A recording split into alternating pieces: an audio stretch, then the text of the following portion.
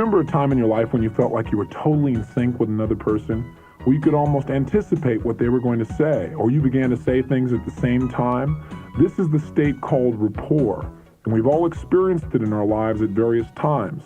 What I'd like to do in this session is have us discover what rapport is, how it's created, and how we can use it to produce great results in our life right now. I'm sure there have been times in your life when you've tried to communicate with someone and there was just no feedback, there was nothing there. Or you've had conversations where you began to speak about something and then all of a sudden something clicked and the relationship changed. That change, that connection, that shift is what rapport is all about. I've stated several times in this program, and I'll state again, that no matter what it is that you want to achieve, create, manifest, or develop for your life, there is a resource called other human beings which can help you to achieve that outcome much more quickly than by yourself. In order to really have the resources of other human beings available to you, you first must be able to find out what their needs are and fill them. And before someone's ever going to tell you what their real needs are, you need to have rapport, that state of responsiveness.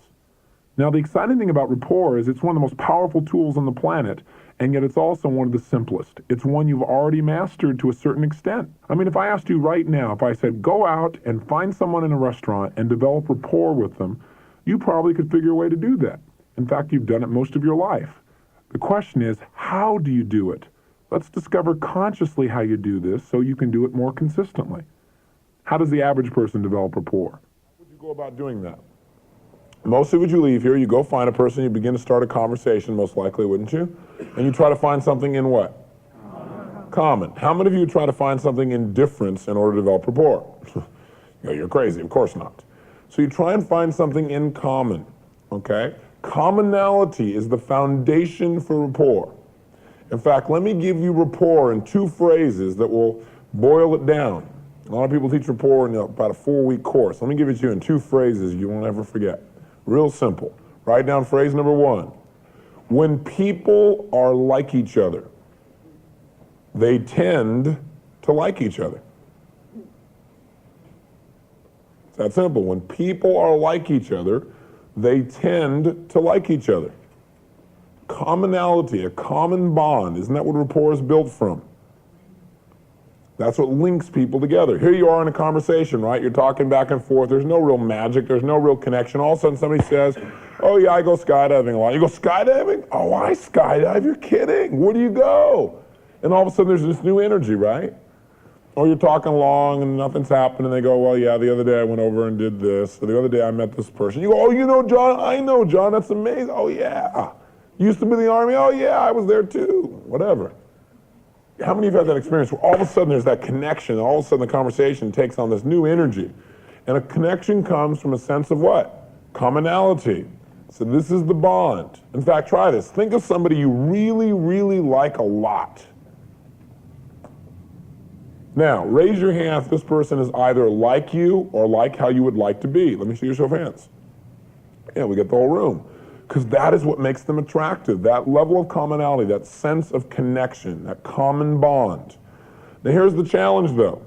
How do most people try and develop this rapport? Most people try and do it through a conversation, and yet we learned that only 7% of any communication is developed through the what? Words that we use. Only 7% is words. So when you're trying to go out and have a conversation and develop rapport, which is how 99.9% of the United States tries to consciously develop rapport, you're using the smallest tool you have available. Words are the weakest way to develop rapport. They take the longest. It's hit and miss. How do you do it with words? What kind of things do you say to try and find a way to develop rapport? What do you do? Tell me. What do you ask a person? What do you tell a person? What do you like to do? So hoping they'll say something you can connect with. What else? What's your sign? Boy, I thought that one was gone years and years ago. What's your sign? What else? What type of work do you do? Okay, what else? Where do you live? What's your home phone number? What else? Musical taste. So all these things is you're searching with words, aren't you? You aren't guaranteed a connection, are you, when you use words? But is there a way you could guarantee that they had a sense, at least at the unconscious level, of total common bond with you, commonality? And of course there is, by using the other two major tools, by duplicating their tonality. using voice, and by duplicating their physiology. Now you got the 38% and the 55% working for you. See, what Bandler and Grinder, the originators of NLP, found was the most successful people in this culture had one major ability that stood out amongst almost any other ability they had. And that was the ability to develop this binding rapport, a real bond with anybody they met within a few moments. And they found the way they did it was by doing something they called matching and mirroring. Matching and mirroring. In essence, what they were doing was they were mirroring or duplicating the tonality of the person they were talking with. They were duplicating the tempo. They were duplicating basic posture. And so what happened is, on the largest level of communication, on 93% of it, they were just like that person. That person totally trusted them in a few moments, even though they may not even said but a few words. Okay? So it was incredible that they began to notice. And you know what? Everybody does this.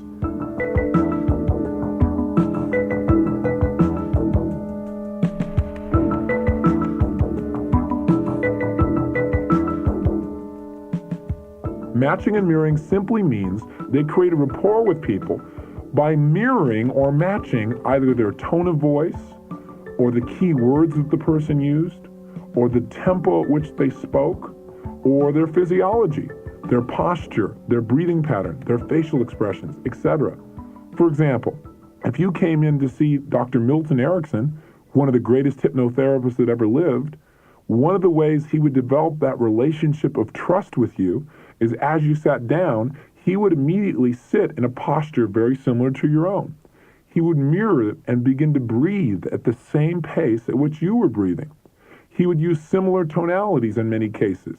This would cause you to feel like he was just like you and create within you a feeling of trust, respect, and relaxation. So what are the elements? Well, there are many elements. We can, of course, mirror a person's beliefs. That is, share beliefs that are similar, values that are similar, and that's very powerful. But those, again, are hit and miss. You don't ever have to miss again. You can develop rapport with anyone simply by mirroring their tone of voice, their tempo, their timbre, some of the key words they use. For example, if you get around someone who's constantly talking about the importance of values and human development, if you use those words in talking to them, you're going to develop a certain level of rapport. You're going to have even greater rapport, though, if you speak in a tone of voice similar to their own. You're going to have even greater levels of rapport if you sit similar to them as well. When you begin to mirror another individual, you become almost like a biofeedback mechanism to them. They create a movement, you create a similar movement. They use a certain tone of voice, you use a similar tone of voice. It's extremely soothing, and it opens people up almost instantly. We also can mirror physiology. You can mirror a person's posture, their muscle tension or their relaxation, their facial expressions, the amount of eye contact they use. Some people stare at you for very, very long periods of time, directly in the eyes. If you don't look back for long periods of time, you lose a certain amount of rapport. Other people, if you stare in their eyes for long periods of time, they don't do that, so you're not like them. So with people who do not keep eye contact for a long period of time, and who use a brief eye contact, you want to use a brief eye contact. You can also notice if people touch, and you can touch similarly. You can notice how close do they get to you when they talk, and use the same kind of distance or proximity, mirror proximity as well. There's virtually almost no limit. One of the most powerful things to mirror is breathing. When you breathe like another person, you begin to feel exactly like they feel. But know that there are no limits, and that physiology you mirror will develop rapport for you almost instantaneously. This also works cross-culturally. Even when you can't speak the language of another individual, if you use the same physiology, the same tonality in speaking, you can develop rapport in other countries. When you mirror another person's physiology, if you do it accurately enough, you will literally send the same messages to your brain as that person is sending, and you'll produce the same exact emotional state. Matching and mirroring is so powerful because when you begin to use your mind and body the same way another person does, you begin to feel the way they feel. You truly develop empathy as well as the connection of rapport. In fact, in our seminars, we usually do an exercise to demonstrate to people how powerful this simple tool of matching and mirroring is. What I often do is bring two people to the front of the room. I have one sit down and think of a time in their life when they had intense feelings about anything. The feelings can be positive or negative, it's their choice. I then have them sit the way they'd be sitting and feel the way they were feeling back in that time. So they adjust their physiology and they sit a certain way. For example, in one particular case, I can remember a man who began to sit forward with his left hand on his left knee, leaning forward as if he was staring at something. His jaw became locked, the muscle tension in his neck increased, and then I began to ask people in the audience to tell me by looking at him what state he was in, to see if they could come up with a word that described the state he was in. Well, some people said he was frustrated, some said he was upset, some said he was angry. He said none of those were true. So then I have another person come up on the stage and sit right next to him. That person's job is to mirror this man exactly. That is to take on the exact same physiology. So that person sits in the chair with the same tilt. That person moves their left hand and puts it on their left knee. That person creates the same muscular tension in the jaw. That person matches the exact same breathing pace at which this person breathes. That person begins to create the same eye focus or defocus that this man has. Once these people are in the exact same physiology, they're breathing at the same rate, their muscular tension and relaxation is the same, they're in the exact same physical position, then I go to the person who's doing the mirroring and I ask them to give me one or two words to describe the state that they're feeling at that moment in time. I then ask the original individual what feeling they're having, and about 98% of the cases, the word is exactly the same. This is quite phenomenal when you first give people an opportunity in the audience to try and guess, and they have no ability to do so, and yet this person who's mirroring them immediately knows the right word to describe exactly how the person's feeling. In most cases, we can go a step even further at this point, and that is we can ask this individual who's mirroring the person who went into state, I can ask them, oh, what are you seeing, or what is this man doing? In about 1/3 of the cases, they can tell you in detail what the person's seeing. For example, in this case, the woman turned and said, it's really weird because I never watch TV. And all of a sudden, this man's face just dropped. And she said, what's even weirder is I hate sports. And she says, I'm watching the Super Bowl. This man was exactly doing that, watching the Super Bowl in his mind. We have dozens of examples like this on videotape. If you send the exact same message to your brain by using your body in exactly the same way, you're going to get the same pictures, you're going to get the same feelings, and you're going to get some of the same emotions as well. We not only do this from the front of the room, but we have every single person in the seminar participate in this. 100% have the experience of sitting next to someone without ever speaking a word and knowing exactly how they're feeling. Approximately 1/3 will actually see what that person is seeing as well. Well, how do you explain this from science? About 6 months ago, Omni Magazine did an article on a new device that's been developed where they can put electrodes on your head, and before you speak a word, right before you speak it, they get a printout of the word you're about to say. The reason for this is, in order to say a word, you have to send messages through your nervous system, and that translates into electrical impulses. By learning to mirror someone, we're learning literally to tap into the same thought processes without ever speaking. The other incredible thing that happens when two people mirror each other is that they feel totally connected. When I ask these people, how long does it feel like you've known each other? The average amount of years I'll hear is at 10 years. Some people say, I feel like I've known this person my whole life. Bear in mind, even when I've asked them this question, they still have never spoken to each other verbally, and yet they feel that connected because they feel like this person is just like them. This has tremendous power, and yet it is so simple. It's something you can go out and do right away, and I challenge you to do this for your life. I challenge you to go out this afternoon and mirror someone. Let me give you an example of how I use this myself in business. The partners I mentioned earlier, right? Harvey, Maryland. These two people were my partners, and they were approached while I was out of town one time by this doctor who wanted to do this certain business project with us. And so he went to them, so I started talking with them, and said, okay, great. Here's what I want to do. I want to do this and this and this with you guys. And they said, well, look, you're going to have to talk to Tony because Tony runs the business. We just do the seminar. So he said, look, I don't want to talk to some 21-year-old kid. You can imagine the rapport he was building with me, right? He said, I want to talk to you guys. And they said, well, look, we're open to it, and you're going to have to talk to Tony because he'll make the final decision with us. So sure enough, I come into town about a week later, and they said, hey, Tony, this guy came to see us. And we don't really want to do what he's asking. And at the same time, if we don't keep rapport with him, he's the kind of guy that could create a lot of problems. And he probably would. He's kind of spiteful. So So I said, no problem. All we need is rapport, and then it'll be handled. He said, well, I don't think you're going to get rapport. I mean, he doesn't want to meet you at all.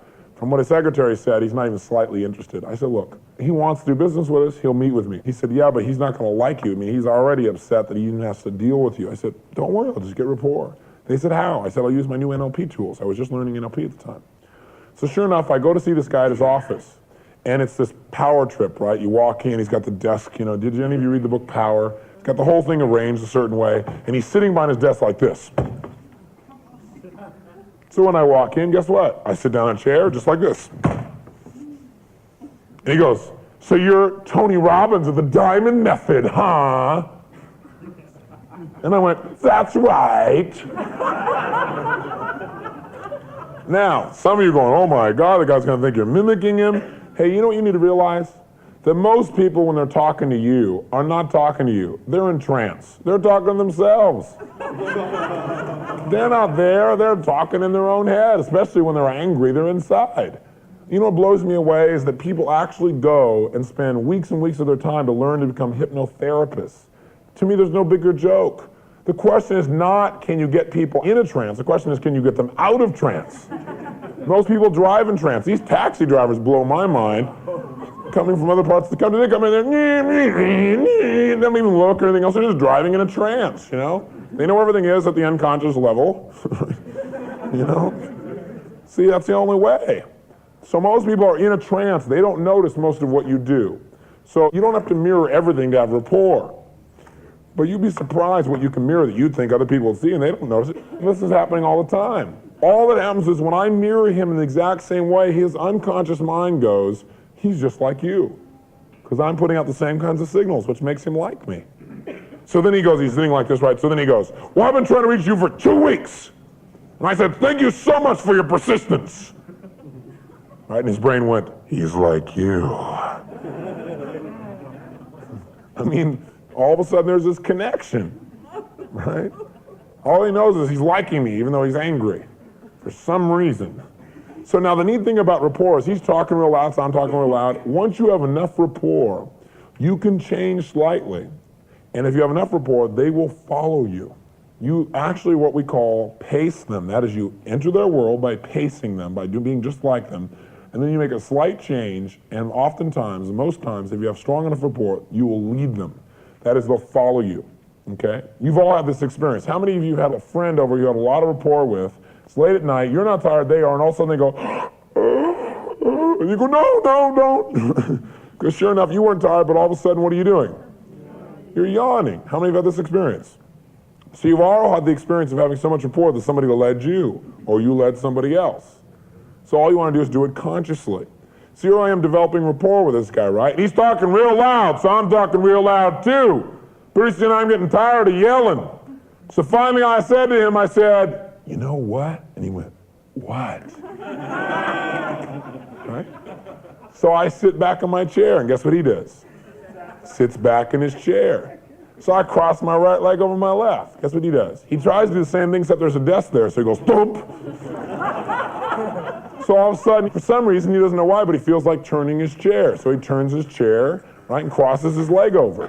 Now this happens to you all the time. You don't usually go, why do I want to move my body? Someone must be pacing and leading me.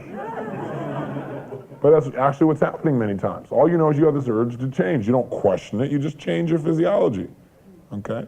So now we're sitting here talking, same pace, everything's going fine, and he says, hey, could I take you to lunch?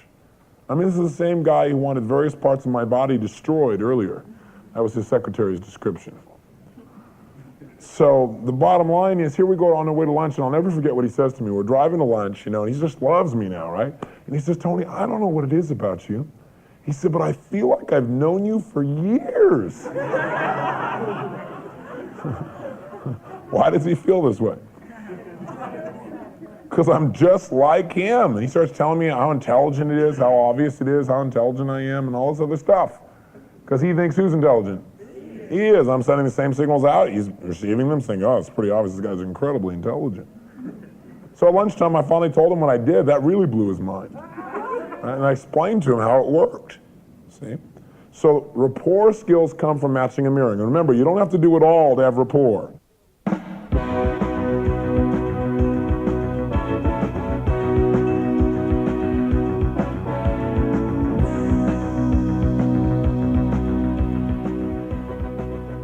point is simply this. If you become like another person, they will like you. And you now have a way to become like anyone, regardless of your background, regardless of your education, regardless of how much or how little you know about a person. You have an infallible way to link up with other people. Now, the question that immediately comes up when I share this is some people say, well, what if the person's agitated? What if they're upset? What if they're angry? Should I mirror that? Well, you might want to break a person's pattern rather than escalate it. There are, however, situations where it might be useful for you to be able to mirror somebody who's in an intense state. Rapport doesn't just mean somebody likes you. Rapport means a state of responsiveness. I know growing up in the streets, there are certain groups of people that you wouldn't want to develop rapport just by trying to be nice to them. If they got very angry with you, part of how you developed rapport or responsiveness is you got just as angry back. You got right into their face. That was how rapport was developed. People had respect for that. So mirroring, even in that case, may be useful sometimes. An alternative, of course, is to break the pattern someone's in. If they're very upset, you might want to change their state first, then begin to mirror them again. The other point that this brings up is that you got to be careful about who you mirror. See, if you go and mirror somebody who's real depressed to get rapport, that may not be your best approach because pretty soon you'll start feeling depressed. Make a note now in your mind that you don't have to mirror everything about a person to develop rapport. You can mirror just their gestures and maybe their tone of voice. Maybe their facial expressions and some of their key words, their posture or their leg positions. If you'll mirror people, though, that linkage will be there. If you mirror everything about a person, you'll know their thoughts.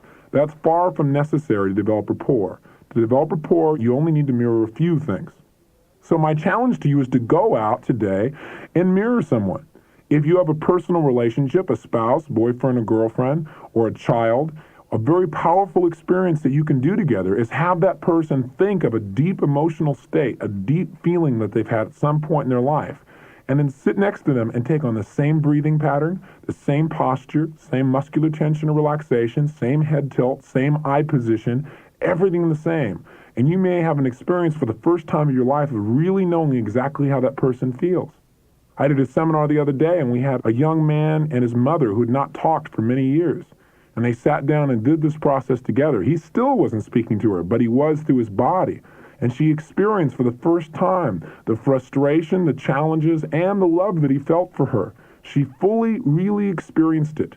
We've all heard the phrase, if you want to affect another man, walk a mile in his moccasins. This is the most specific way I can share with you of actually doing this and knowing how human beings feel and creating that unconscious connection. Now, what about times when you can't mirror physiology? Can we develop rapport over the telephone? Of course we can. All we have to do is mirror the auditory aspects of human communication. Even though we as human beings have 5 senses that we can use to experience the world, we don't always use all 5 of these. In fact, most of us specialize or prefer to use one of these 5 senses to experience our world even more than others. For example, some people are more visually oriented. What's more important to them is how things look, what they can see, what they can examine. For other people, it's what they hear, how things sound. For other people, it's the feelings. Now, we have access to all of these, but once again, one seems to become a preferred sense. Just as if you're right-handed, it does not mean you don't use your left hand. It simply means that using your right hand is your preference. People do the same thing, and you can identify these people by the way that they communicate.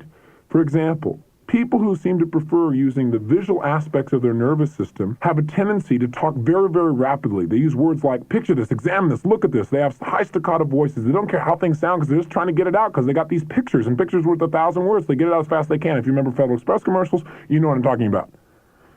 Other people are more auditory. They use words like, listen to me, hear what I'm saying.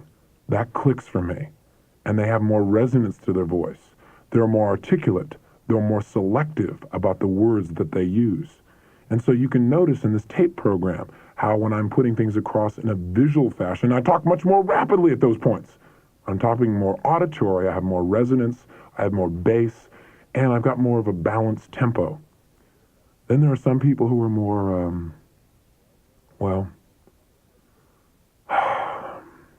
kinesthetic or feeling oriented. And those kind of people, they need to get a sense of things and need to feel it out. And they need to get concrete examples. And there's a big difference between them and auditory people who speak at a different kind of pace and use words like listen to me, hear what I'm saying, that clicks for me. Or visual people talk more rapidly, many times higher staccato voice to get things out as quick as they possibly can and move much more rapidly. So by understanding these distinctions, you can see where you can develop rapport and maybe where you lost rapport in the past. For example, what do you think happens when a visual and a kinesthetic person get together? The visual person's talking very rapidly like this, and the kinesthetic person's going, God, would you slow down? Or a kinesthetic person's talking real slowly, and the visual person's going, God, would you speed up?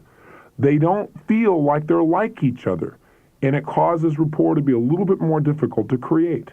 Now, they can still do it through matching physiology or having similar values or similar friends, but they would have a greater level of rapport if they matched each other's modes.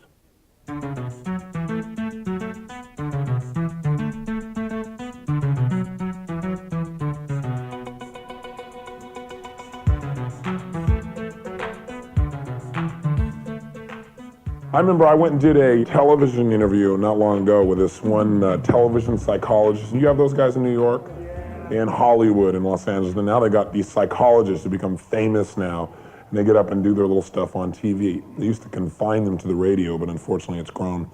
And the bottom line is this one psychologist, is going to interview me, right?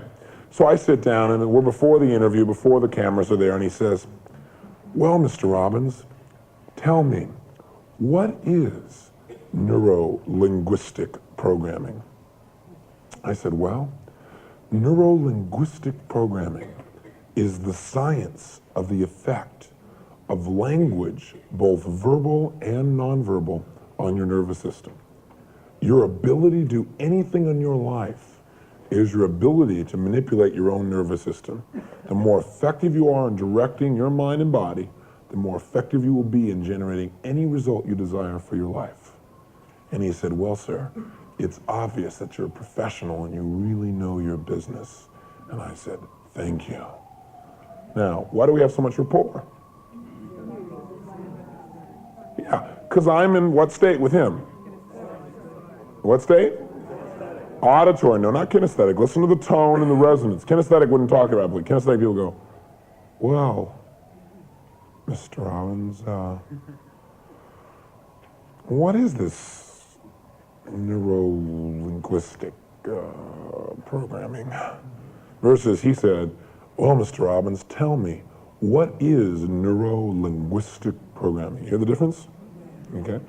So I spoke in auditory just like him, so we have this tremendous rapport. Immediately he respects me and knows I'm a professional. Because I'm like who? Him. So then, it was supposed to be an 18-minute interview. All of a sudden, the producer walks in and says, I'm so sorry, we're late. We had a bunch of people that went too long. You were the last person on the show. It's going to be about 3 minutes instead of 18.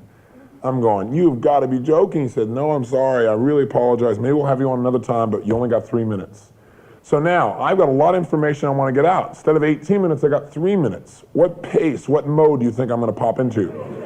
Visual. So sure enough, we get on camera. He's sitting next to me here, right? And he says, well, Mr. Robbins, what is, and I'm going 10, 9, 8, 7, 6, I'm counting the seconds off, right? He goes, what is neuro? I'm going, come on.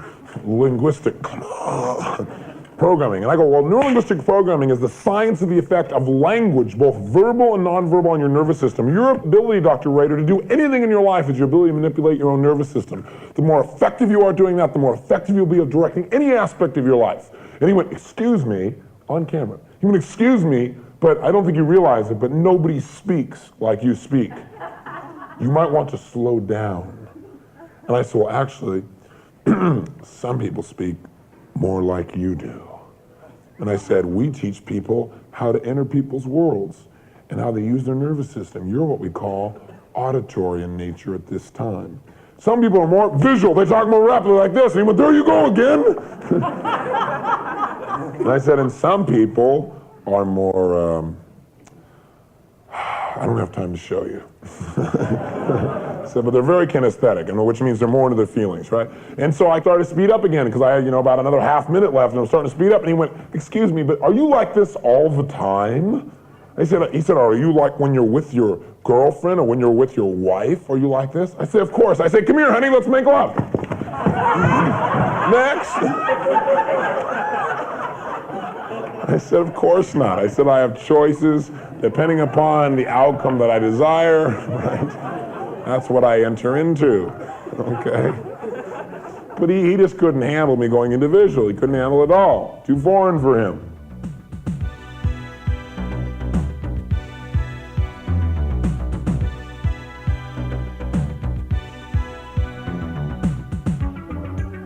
Now realize there are no visual people, auditory people, or kinesthetic people. We're always changing moment to moment.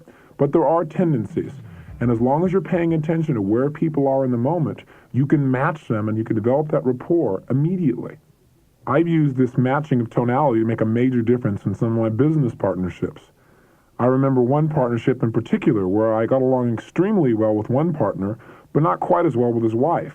The primary challenge, of course, was at that time of my life, I lived in one mode, visual. Everything was moving fast, talking fast, pushing fast, drawing fast, doing everything I possibly could at that incredible speed.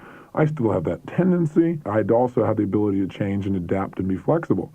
That time, the woman was extremely auditory, the woman I was dealing with. And so I would come along and go, hey, take a look at this, picture this, let me show you this. And I drew it real fast, and then I go, how does that look to you? And she would respond by saying, well, it just doesn't sound right to me. And I'd say, sound right? Look, examine, picture. And she'd say, no, I'm sorry, it just doesn't click for me. And I'd go, click? What are you talking about, click? Can't you read? And she goes, well, I've got this voice inside of me that just keeps telling me it's not right. And I go, voice inside of you? Do you need to go to a funny farm? How many times do I have to draw this? How many times do I have to show you this? And there was a tremendous lack of rapport, as you can imagine. Well, one day I found out about how people communicate. See, we got along on subjects, but the way I was communicating them were creating problems with us. So one day I realized the challenge was I was in visual and she was in auditory. And so instead of going and seeing her and my other partner, as I'd done almost every day, I realized that's what I needed to do. I needed to see people face to face because I was primarily oriented towards visual things at that time. But what she needed to do was she needed to hear from me. So what I decided to do was call her up on the phone and use an auditory tone of voice. So I called up the phone and went ring. She said, hello? I said, hello, Marilyn? She said, who's this? I said, this is Tony. She said, Tony who? I said, Tony Robbins, your partner. She said, Tony, are you okay? And I began to laugh, and I said, I'm absolutely fine. I said, I was just calling to talk to you. Notice the words, calling and talk are auditory words. I was just calling to talk to you about how things are going. I said, tell me about it. She said, are you sure you're okay? I said, I'm sure. She said, well, I talked to this person today, and we did this, and we did that, and I tried this, and I tried that. She went on for several minutes, and I said, you know, Marilyn, it sounds like things are really clicking along. Notice the word sounds and clicking are both auditory words. She said, yeah, they really are. And she got even more excited because I had matched her world. After about 15 minutes, she finally said to me, she said, you know, Tony, I've always respected you and I've always loved you. And a lot of times, you know, you've brought up proposals and I knew you were right about them, but I just couldn't let you have your way. I think it was the way you said it. Notice the word said. She said, I really respect you. She said, but just the way you talked about things made it hard for me. She said, but right now, I got to tell you, I feel so close to you. And so she'd entered a kinesthetic place. I responded back by saying, well, Marilyn, I really feel that that's true. And I feel like if we could just continue to talk this way, we could continue to feel this way about each other. She said, yeah. And we had this tremendous level of rapport. And from that day forward, all I had to do was talk more with this tonality and slow myself down. Of course, if I got real inspired, I'd get into visual and I could immediately see the effect because all of a sudden she'd be holding up her cross in front of me. But the point is that if you will enter people's worlds, you can do it on the telephone, you can do it in person, you will develop a bond of rapport that allows you to work together to produce the results you could never produce by yourself. Human beings are the greatest resource we have. It's one of the reasons we're here on the planet, to connect. Now you know how to do it with a stranger in moments, instantaneously, and you know what the results are going to be. You don't even have to speak the person's language. You can always speak their external language, their body language and their tonality language to produce this bond called rapport. One more thing. We talked in the beginning of these tapes about the 7 character traits of a champion. One of them was bonding power. I'm curious if you've noticed anything about people who succeed on a large scale. That thing that I would hope you would notice is that there's an extreme balance between visual, auditory, and kinesthetic. For example, let's take a look at politics for a moment. Let's look at politics. How many of you, for example, thought that Walter Mondale was an attractive man visually? Let me see your hands. Really? You did, huh? Compared to Reagan, you thought he was attractive? Okay, interesting. Out of about 1,000 people, I usually get one person that thinks Mondale is an attractive man visually. And by the way, during the campaign, I got almost no one. Yeah, but since he's been gone a while, people have new pictures in their mind of what he looked like. Now, how many of you think for his age that Ronald Reagan is an attractive man visually? Let me see a show of hands. We get about 80, 90%. How many of you felt like Walter Mondale had an attractive tone of voice? Nobody raised their hand. That one I get a little bit of a chuckle. How many of you think that Ronnie Reagan has an attractive tone of voice? What do you like, his policy or not? Got about 90%. How many of you feel like Walter Mondale could like really move you emotionally? Not a hand. Lots of laughter on that one. I get about one hand out of every 3,000. Let's say one person of 3,000 say they were moved emotionally by Mondale. How many of you feel like, whether you like him or not, that Reagan, with feelings of patriotism and so forth, is able to move you emotionally? Let me see a show of hands. So Reagan gets 90% on visual, auditory, and kinesthetic usually. And Mondale gets 0 on visual usually, 0 on auditory, and -10 on kinesthetic. Okay, what was his chances of winning no matter what issue he fought for, no matter how right or wrong he may be? 0. I mean, he barely pulled his own state. I could have told you that in advance. The state he grew up in. Barely pulled that one off. He didn't stand a chance. Why? He was ugly, didn't sound good, couldn't move anybody emotionally. Now, let's look at his running mate. How about Ferraro? How many of you feel like Geraldine Ferraro is an attractive woman visually? Raise your hand. She usually gets about 40, 50%. She does here as well. How many feel like she had an attractive tone of voice? Not at first. Okay, keep your hands up so I can see. This is amazing. 1, 2, 3, 4. 4. Usually out of 1,000, I'll get one hand. In New York City, the ratio is much higher. In New York City. And that's probably because you hear lots of different tonalities here, some of which are not the most soft in the world. Now, what about kinesthetically? How many people feel like Geraldine Ferraro could like really move you emotionally? Wow, that's amazing. 1, 2, 3, 4. Same 4 people. Okay.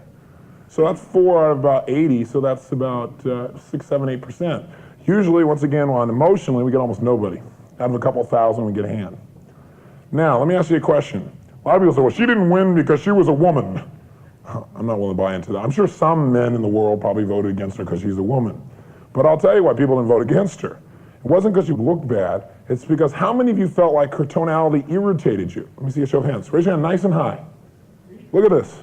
Even in New York City, we have about 80% of the people who feel like the tonality irritates them. And in New York City, you do hear a lot of tonalities that people in other parts of the country would not put up with. It's just part of this culture here, okay? And 80% of you are irritated. Usually it's about 90% anywhere else I go. They're irritated every time she opens her mouth. And so if you look at this, here's a woman who irritates most of the people she speaks to just by her tonality alone. She can't move them emotionally. She's okay visually. And her running mate is Mondale. If that wasn't enough, I'll tell you the final thing that wiped her out. Incongruency. You want to see it get wiped out in politics fast, be incongruent. She was incongruent about abortion. She was incongruent about her husband's finances. She was incongruent about first strike nuclear attack. That was the one that blew me away. Did you read that when it happened? She was at a high school, and a high school student asked her, he said, what do you think of the possibility of, a first strike nuclear attack? And she said, well, I think in some cases it would be advantageous. Wow, the reporters there went crazy. Right? They said, that's totally against the party line, everything else, right? How could you possibly say that? And she said, I guess because a high school student asked me the question, I got confused. Yeah, that was reported by AP across the nation. People all over the nation are going, God, if a high school student can confuse her, don't let Chernenko get a hold of her. Total incongruency. That'll cost you real quick. How many of you, whether you like him or not, feel like Ronald Reagan is congruent, at least he believes what he says? How many of you believe that? That's why he's there. After a guy like Nixon, Congruency is a major commodity in America. Now, what does this teach us? Well, let's just go one step further. How many of you think of a modern history president who you felt had a lot of power, charisma, could make a difference, was incredibly strong? How many of you thought of John F. Kennedy? Raise your hand. Look around the room. Anybody think of anyone else? Who'd you think of? FDR, okay. So we got one person who thinks of someone from a different era, FDR. Everyone else in the room thought of one man, John F. Kennedy. How come? How many thought John F. Kennedy was an attractive man visually? Raise your hand. Anybody not think he was attractive visually? He gets 100% of the visuals. How many of you thought he had an attractive tone of voice? Raise your hand. Attractive tone of voice. Anybody not like his tone of voice? Raise your hand. So he's got 1, 2, 3, 4. So he gets about 96% of the auditory. He gets 100% of the visuals. How many of you felt like with phrases like, don't ask what your country can do for you, but what you can do for your country? How many felt he could move you emotionally? Let me see a show of hands. Anybody not moved emotionally by Kennedy? Anyone at all? So he gets 100% of the visuals, 100% of the kinesthetics, and 96 or 97% of the auditories. And by the way, how many felt he was very congruent? Yeah, in fact, one person said, right, that it was him, Khrushchev, in the missile crisis, and his congruency is what made the difference. Right? Congruency is it. So here's a man who's attracted visually, auditorily, and kinesthetically almost everyone, and he's congruent. Is there any doubt why he'd go down in history as one of our great presidents? And they say, well, he also got shot, and that's why. That's not true. Was he not this popular when he was alive? Yes. You bet he was. And was he only popular in this country? No, he's popular in all the countries of the world practically, because what? He was attractive, they were auditory, he was auditory. If they were visual, he was visual. He was kinesthetic, he was kinesthetic. And he was congruent. So the lesson I want you to take from this is that what you want to be is you don't want to go around leaving here saying, well, I'm a visual, I'm an auditory, I'm a kinesthetic. No, you're not. You're a VAC. You're a visual, auditory, kinesthetic person. And the more you work at that, the more balanced you become. If you want to be a great movie star, you want to make great music, you want to be a great politician, you want to be a great business leader, if you want to do something where thousands of people will listen, follow, support, whatever it is you do, then you need to be attractive visually, auditorily, and kinesthetic all at once. And you need to be congruent. And that's the reality.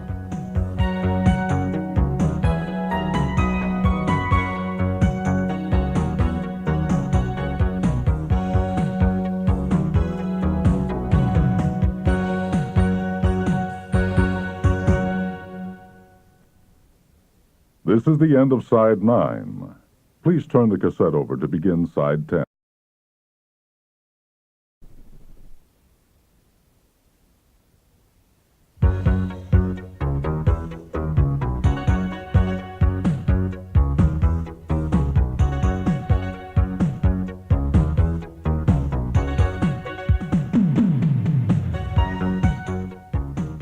There are people out there, and I'm one of them, and maybe you are too, who get goosebumps every time they see an American flag.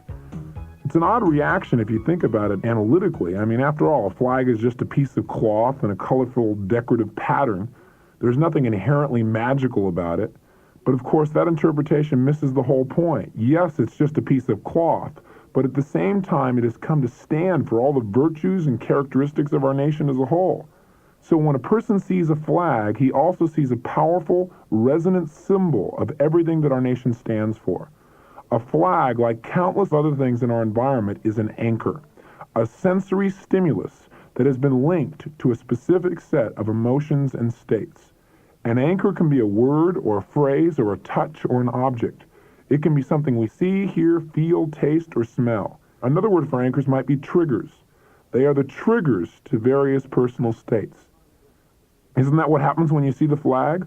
You immediately experience the powerful emotions and sensations that represent how you feel about the nation as a whole, because those feelings have been linked to or associated with this particular color and design of cloth.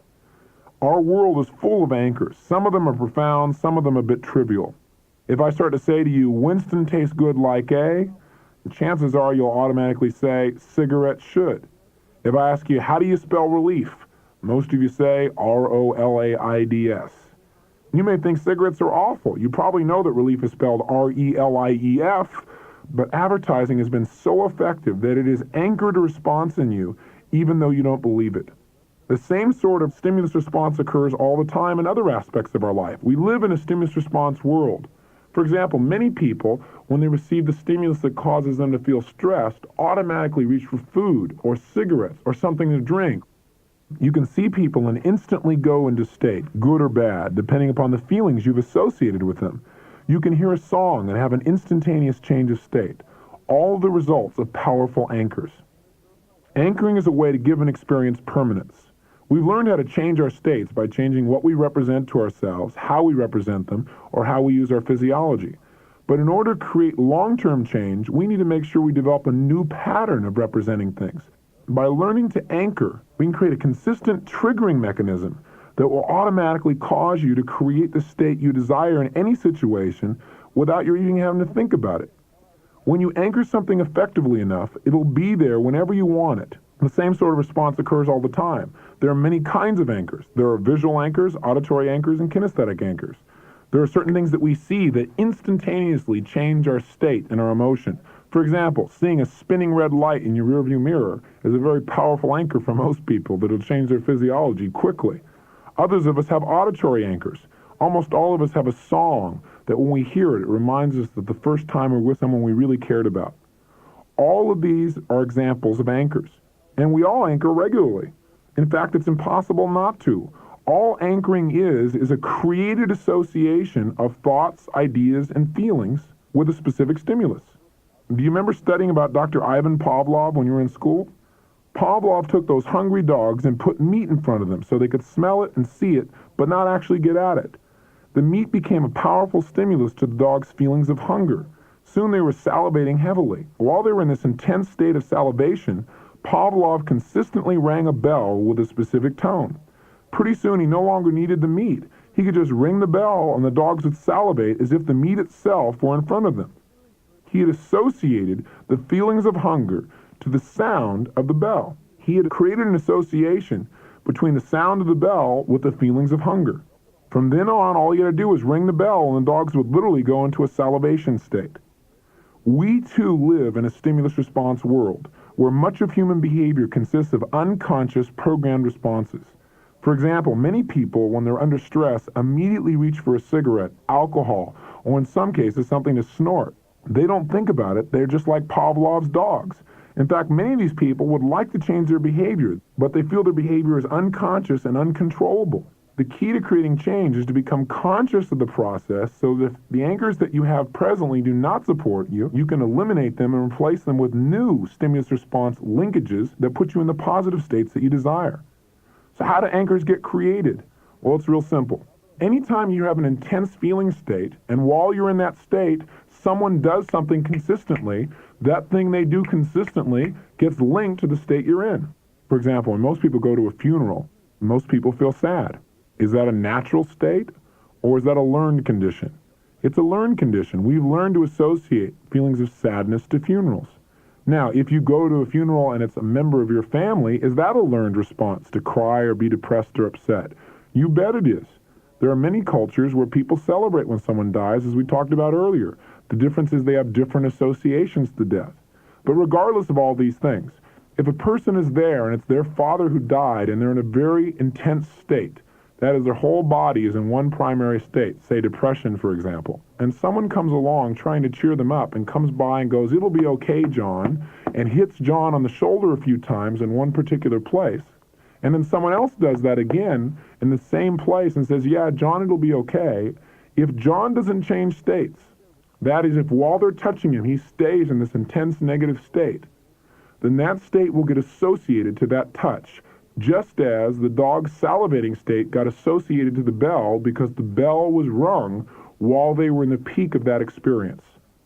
What will the result for John be? 6 months might go by and John's okay about his father dying. His father was 110. It was okay. The bottom line is now he doesn't think about it anymore at all. And one day John goes to a party and somebody comes up and goes, "Hey John, how's it going?" And they hit him on the shoulder in the exact same position. Guess what's going to happen to John within a few moments? He's going to feel totally depressed and he won't even know why. Has this ever happened to you? Have you ever felt depressed and not known why? I'll tell you what happened. A negative anchor or association was triggered that you weren't even aware of. And by the way, it's not just done by touching. Maybe you heard a song in the background and weren't aware of it consciously, but it triggered some old feelings of depression or sadness. Maybe someone looked at you a certain way. Have you ever had someone look at you a certain way and you got upset with them and said, don't look at me that way? And they went, what way? And they were sincere? Why were you upset? Because someone else looked at you that way when you were feeling very upset at one time. And as a result, you've associated that look to something else. That's what anchoring is all about. Advertising is using anchoring all the time.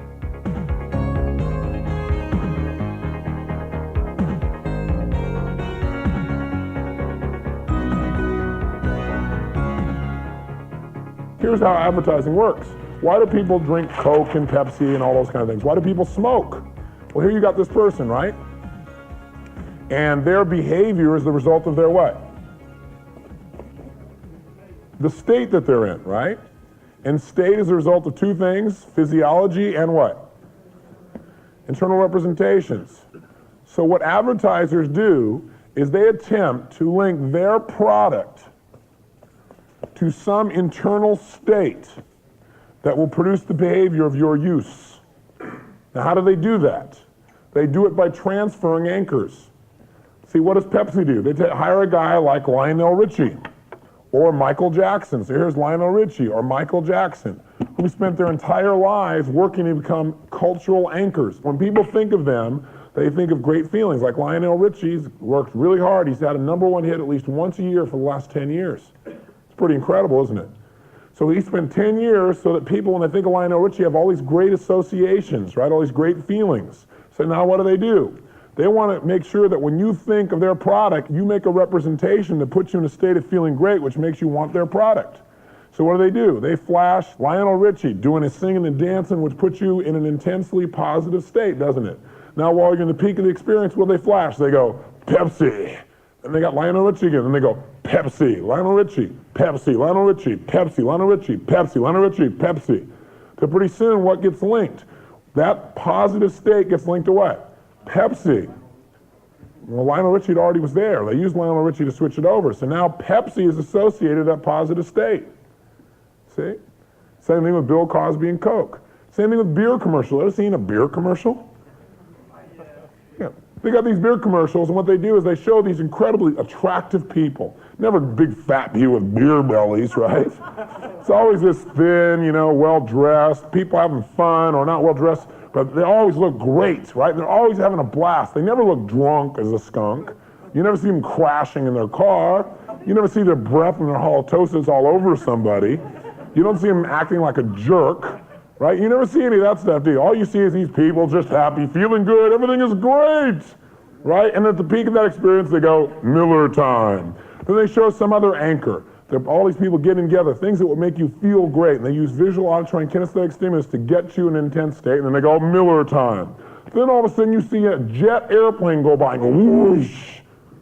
Well, what does that got to do with drinking beer? If he's drinking, we're all in trouble. But guess what? It puts you in a what? Intense state, and then they go, Miller time. They show these people, breaking through, like winning in some kind of sport. And then they go, Miller time. If they're drunk, they aren't winning.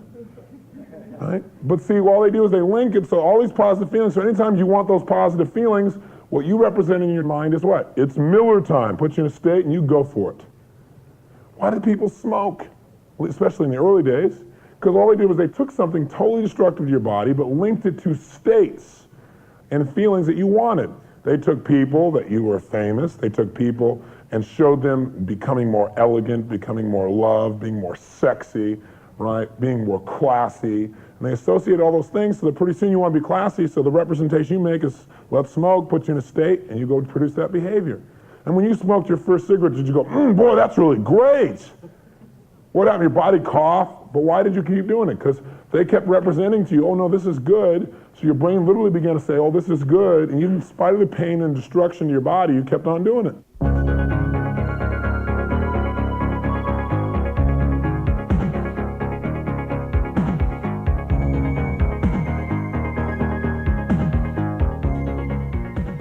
So there are many kinds of anchors. There are positive anchors that we can generate, and there are negative anchors. Let's figure out how anchors occur. 4 steps. Step 1, if you want to create an anchor for yourself or anyone else, the first thing you've got to do is you've got to put the person in the state that you want to anchor. For example, if you want to anchor someone in feelings of pride, you'd have them remember a time in their life when they felt really proud and step back into that experience as if they were there. You would literally put them in that state. You might have them show you how they would stand, how they'd breathe, what they'd say, what they'd sound like if they felt totally proud. Once the person is in the peak of that experience where they're fully associated into that emotion that you want to anchor, then the second step is, while they're at the peak, you simply provide a unique stimulus. You could touch a person on the shoulder and make a little noise going, and then while they're feeling proud, say, show me how you stand when you're proud. And while they stand that way, you touch their shoulder and go, You ask them to speak the way they speak when they feel proud. And they have this nice tone of voice, and right at the peak, you go, and you touch their shoulder. You do this over and over again while they're at the peak of the experience. Step 3, you now have an anchor, so you want to get them in a neutral state to see whether it works. So you ask that person to just change their body, change how they're feeling, move around. Then step 4 is you test the anchor. So you'd reach up, touch in the same spot, and go, and you notice what happens in their body. Does their face go back to the state that they were in, the smile they had when they were proud? Do they go to a similar posture again? Does their body snap back into a similar position? If your anchor works, this is exactly what you will see. You'll see the person actually respond back almost on automatic. Just as they do when you say Winston tastes good like A, they say cigarette should. The same is true when you anchor someone's physiology. If you anchor them in a certain physical state and then you touch them there again in the same way, their body will actually move back to the same position. When I demonstrate this on videotape or in seminars, people are fascinated. It's like as if their brain and body go on automatic. They don't even have control anymore. Their body just snaps back into position. This shouldn't surprise us, since most of us do a lot of things on automatic and we have a hard time stopping them, like biting fingernails, for example. There are 4 key elements to doing an effective anchor. The first key is to make sure that when you anchor someone, you anchor them while they're in an intense state. If you anchor someone when they're not feeling any one particular emotion, where they're a bit ambivalent, then you're going to get an ambivalent anchor. If you want a powerful anchor, you need to anchor someone when they're having strong feelings about something, where their whole body is involved. So that's the first key to an effective anchor. The second key is timing. When you provide the anchor, the sound, or the voice tone, or the look, or the touch, you want to do it while the person is at the peak of the experience. If I use the metaphor of a roller coaster, you don't want to do it right as they're about to go over the edge. You don't want to go it on the way down. You want to anchor them right at the peak, right at the top of the roller coaster. Now, how do you know what the peak of someone's experience is? Well, you just observe. If I were to tell you I want you to anchor me right now, and I were to demonstrate a certain quality of movement and say, I feel great, and I said, I want you to anchor me when I'm talking about this, then you wouldn't do it when I was saying, I feel. You'd say, I feel great. Right at the moment when I say great, at that moment you could hear in my voice that that was the peak. That's the time in which you'd provide a stimulus. You might at that point touch my shoulder and say yes. You might snap your fingers. But the key is you'd want to set that anchor by doing something consistently while I was at the peak. You would consistently snap your fingers while I was at the peak several times, until later you could just snap your fingers and I'd go back into that state. I'd feel the same kinds of emotions inside my mind and body. The third key to effective anchoring is you want to make sure you have a unique stimulus. The more unique the stimulus is, the more effective the anchor is going to be. For example, you don't have to just put people in a state to be able to anchor them. You can just catch them there. If I see someone who's laughing hysterically, I'll often go up and anchor them. I'll go up while they're laughing and I might squeeze the ear and go, and make some unique sound. The reason I don't just squeeze their ear or just make the sound is by having both an auditory stimulus, the and the kinesthetic of touching the ear, I have a more unique stimulus. I can come back a few minutes later after the person stopped laughing and I can go and touch their ear and they'll start to smile and laugh again. It's literally programmed into their nervous system. All it took was me making that sound and touching them that way a few times while they're in the peak of laughter to be able to create that association. Now, I could have also gone up to that person and shook their hand while they were laughing. And I could come back later and shake their hand and that would trigger laughter again. The only challenge here is lots of people are going to shake their hands. And they're going to be in many different states. As a result, that's not a very unique stimulus. And that anchor will probably become diluted. You got to make sure that you use the touch of an ear that rarely gets touched, or a certain tone of voice, or a certain look that the person has never seen before. That way it'll have long-lasting power. And finally, the fourth key is in order to have an anchor work effectively, you've got to replicate it effectively.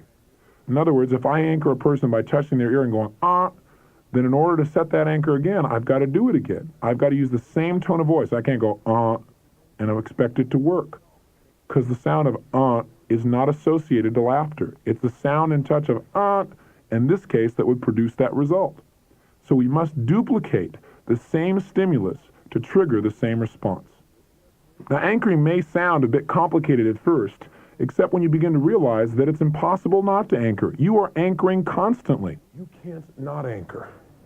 Every one of you is anchoring right now. That's what I want you to get. The problem is most of you are not aware of it, and many times, unknowingly, you may be creating negative anchors for yourself and for other people. I'll give you an example. Becky and I packed up for a trip for 2 weeks, and we were going to be going to catch a plane, and then the plane got canceled.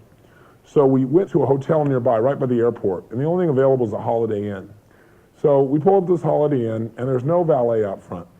So we park the car, we go in, we register, and say, hey, listen, can you get, valet to park our car, and can you get somebody to bring our bags up? And the registration man says, well, I'll get the bellman to park the car, we don't have a valet, and we'll get him to bring your bags up. So I said, okay, fine. So we go up to our room. Well, a good 20 minutes go by, and our stuff's still not there. 30 minutes go by. Now we're going, this is ridiculous. So we call downstairs, and I said, listen, we're still missing our bags. I talked to the bellman. He goes, what bags? And I go, the bags, in the car out front. He goes, what car out front? I said, is this some kind of joke? He said, no. He said, I'm the only one down here, and there's no car out here, and there's no bags. So I said, I'll be right down. So I go down there, I find out, guess what? The guy at the registration desk decided nobody was there, so he parked the car. I thought, okay, great. I said, would you just get the bags and bring them up? So the guy goes downstairs, and there's no bags in the car. I said, well, the registration guy must have taken them out. He said, no, he didn't take anything out. He said, when he went out to move the car, there were no bags in it. So as it turns out, somebody came while the car was in front of there and stole all of our baggage. Almost everything we own clothes-wise, 2 weeks worth of baggage is stolen. In our baggage was a bunch of great electronical equipment, my wallet, with all my credit cards, I even had my passport, everything. I even had a cashier's check that had just been paid to me from the Army for $25,000 that I'd already countersigned. Yeah. I'd already countersigned, so it was cashable. So, needless to say, I did not go into the best state. Neither did Becky. So we go upstairs, and I'm just so angry. I'm seeing red, I'm just going, this is incredible. And so I was in a really angry state for about 10 or 15 minutes, and I realized, hey, you know what? Being angry is not going to change a darn thing. So I figured, I got to change my state, because I was really in a terrible place. So I changed my internal representations. I imagined the guy who stole my clothes trying to put them on. So that changed me, right? So now I'm in an okay state, and everything's fine. And then a few minutes go by, and I look over at Becky, and all of a sudden I'm angry, right? And I'm thinking, God, I noticed that she left the cap off the toothpaste. Now that doesn't usually bother me at all. Who cares if the cap's on the toothpaste? But all of a sudden I'm like, ah! And I look at her, and I don't have this attraction. All of a sudden I look at her, and I have all this anger feeling, right? And I'm thinking, God, is the honeymoon over or what? And then I thought, wait a second, Robbins, you run your state. What is this about? And then I realized what had happened. What occurred? Anybody know? I wasn't still angry about the other thing. I'd let go of it. While I was angry, whose face was I seeing? Becky's. I was in a pretty intense state. And while I was there at the peak of the experience, I consistently saw this unique stimulus called Becky's face. Right? Over and over and over again while I was in this state. Now I've let go of the thing, but every time I look at Becky's face, I go into what state? There are two ways relationships die. One way is through strategies that are no longer being met. Right? People no longer have the same attraction strategy being met, or they no longer have their love strategy being met. The other way is through negative anchors. They have a series of experiences in life where they have negative anchors, and they become so strong that when the person's around the person, they can't stand even be around them anymore. And when they're around other people, they feel better. You know why? Because the other people haven't been around them while they've been in negative states, and they don't have any negative anchors to them. So they go, God, I feel so much better with this new person. Isn't that amazing? And by the way, is this an isolated instance like just happened for us? No, almost all of us. Now what about when you get in an argument with somebody you love? And then you're angry and you're saying things to each other and you're seeing each other's face. More negative anchors. So pretty soon they can't stand being around each other anymore. That's why it's really important you break your patterns and not get into these intense arguments. Some people say, no, say the truth. Say how you feel. Well, how you feel is all determined by how you represent things. So how you feel right now may be totally absurd in another context. You don't want to buy into that philosophy. I know one major school of psychology, standard school of psychology, that teaches how to resolve family problems by bringing the couple in, and here's what they do. They set the man and woman here and they go, look, the most important thing in a relationship is honesty. And I think the problem in your relationship is you've just not told each other the truth about how you feel. You've been harboring these anger feelings. And they both go, yeah, we've been harboring these feelings. And the man says, okay, here's what I want you to do. The therapist says, I want you to look at your wife and I want you to tell her all the things you're upset with her about. So the man says, well, I'm upset about the way you treated me in the restaurant the other day. And he says, no, tell her how you feel. Let it all out. He goes, well, I'm upset at you. He goes, no, let it all. I am really upset at you. That was totally unfair. Then he says to the man's wife, says, now it's your turn. You let him have it. Well, she's ready to let him have it after hearing all that stuff. You say this, well, what about this and this and this? And she's screaming and you look in his face, linking all her anger to his face, and he's hearing all the stuff getting angry, looking at her face. And at the very end, the therapist goes, now don't you both feel better knowing you're being honest with each other? And what is the final result here out of that therapist's total ignorance to how the brain and emotions work? Now, the therapist is a good person, really cares, but out of his ignorance, and let's just face it, stupidity. They just don't know and aren't paying attention. What he's done is done this couple the greatest disservice he possibly could, because in supposedly creating honesty, he's created such negative anchors that although they'll feel good on the one hand for letting go, on the other hand, they'll always harbor, when they look at each other, these incredible negative emotions. There are some therapists, one in particular named Virginia Satir, who's very famous. Very, very incredible woman who understands the dynamic of anchoring. So what does she do is she takes a couple in and she says, okay, here's what I want you to do. They're all angry. She goes, wait a second. All that anger, all that stuff is hurt. You feel hurt, and you feel hurt because your expectations haven't been met in some way. Something isn't worked out the way you want. You feel a feeling of loss. So let's just change all that stuff. You guys got together because you loved each other. Here's what I want you to do, sir. I want you to look at your wife the way you looked at her when you wanted to marry her, when you were hoping she'd say yes. I want you to say something to her the way you said it when you guys were totally in love and attracted. So he goes, well, I really love you. She goes, no, say it to her like you mean it. So use the same technique, just in a new direction, right? So he goes, well, honey, I really do love you. You're incredible, And guess what? As he starts to do that, that makes him start to represent all the things he can remember about her that's great. And he starts seeing things in a whole new light. And what is he anchoring all this positive emotion to? Her face. And she does the same with him. They leave out as lovebirds, totally in love, and they're both seeing their lives in a whole different way, and they're anchored back into the state that built their relationship in the first place. Isn't that a bit more elegant? So anchoring is one of the most important things you can do in your life. You have to collapse the anchor. Now, would you like to know how to collapse an anchor? Here's how you do it. Jot it down. First, you have to create a positive anchor. You have to create a positive anchor, a series of them. Now, how do you create a positive anchor? You put yourself in a positive, intense what? When you're fully associated at the peak, you provide a unique and specific what? Stimulus. All you have to do is do something like that. For example, let's say the guy's got a negative anchor here on this arm. What does he do to get rid of it? Well, he thinks of a time in his life when he felt totally joyous, happy, powerful. He remembers that time. He sits the way he'd be sitting. He breathes the way he's breathing. And then he imagines being there. And right at the peak, when he's feeling best, what does he do? He goes, yeah, yeah, yeah. Now he thinks of another time when he felt phenomenal. I mean, like just he was on top of the world. He remembers it, steps in the experience, breathes that way, feels that way. And then he goes, yeah, yeah, yeah. Thinks of another time when he felt phenomenal. Yeah, yeah, yeah. Now, changes his physiology and he goes, yeah. And guess what? You can see his face, right? He goes into state. So now he has a positive anchor that works. That's all it takes to create an anchor. So what does he do now? He collapses the two, which means he fires them off simultaneously. So he goes, yeah. And what happens? Well, the first thing that happens is steam comes out of his ears. Because he's fired off two different nervous processes in his brain simultaneously. And what they do is they link up in the brain, and now the brain has a choice. If you hit him here or you hit him here, it can fire off either positive or negative. You know what's interesting about the human brain? It always selects the most resourceful state. Always, yes, always. In 4 years of working with people, I've never seen one person, when they had a choice in their nervous system between positive and negative, I've never seen their nervous system take negative. I've seen it take positive or neutral, but never negative. as long as the positive anchor was as strong, I mean the emotion of positivity was as strong as the negative was. If you just get a nice feeling anchored here and you got a terrible feeling here, that's not going to work, is it? But if you got a tremendous powerful positive and you got a negative here that's really powerful, you fire them both off, now your brain rewires it and it literally collapses the anchor. It eliminates it, okay? The other thing is, like with Becky and I have a negative anchor to our face, so what do you have to do?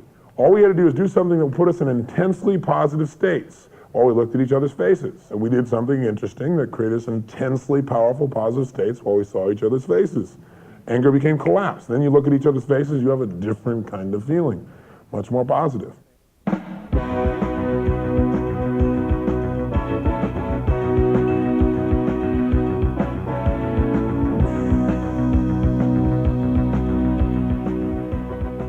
You now have the resources to change your feelings and your behaviors in any situation by changing what you represent, how you represent things, and how you use your body. This tape is giving you the additional tool of being able to reprogram your behaviors long term. Anchoring is one of the most powerful tools you have. You know how to change your state, you know how to change your behavior. Now you can anchor those results so they're consistent. Take advantage of this. And when this tape is complete now, set a series of positive anchors for yourself. Things that you can call upon to trigger yourself into a positive state at any moment in time, no matter what's happening around you.